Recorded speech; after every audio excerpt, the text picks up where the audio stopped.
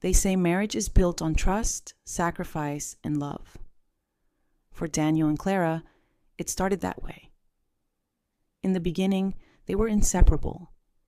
Daniel, a young teacher, was drawn to Clara's laughter, the kind that filled a room like sunlight.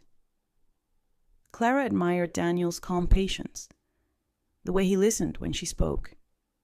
Their wedding day was a promise wrapped in joy. Friends cheered, families celebrated, and their future looked unshakable.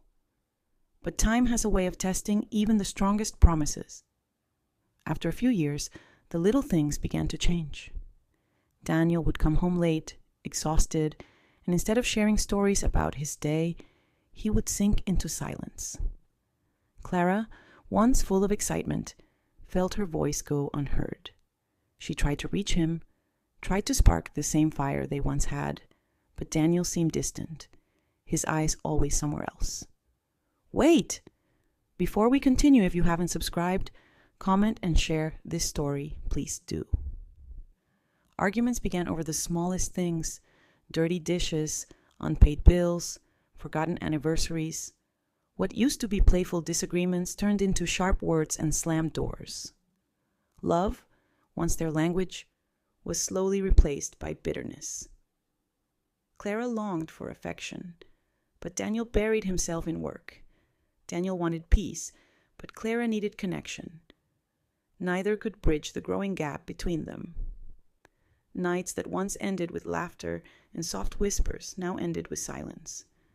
Two bodies lying inches apart, but hearts miles away.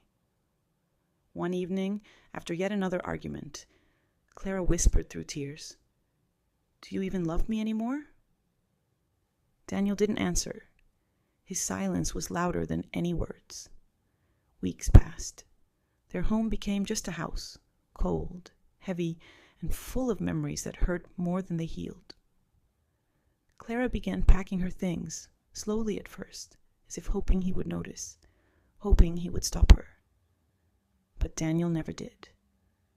The day she left, there was no fight, no dramatic goodbye. She simply walked out with her suitcase, and Daniel sat at the kitchen table staring at the empty chair across from him. The echo of her absence filled the room. That's the thing about failed marriages. They don't always end in explosions. Sometimes they fade like a candle, burning quietly until there's nothing left but smoke. Daniel and Clara loved each other once. Maybe in some way they always will.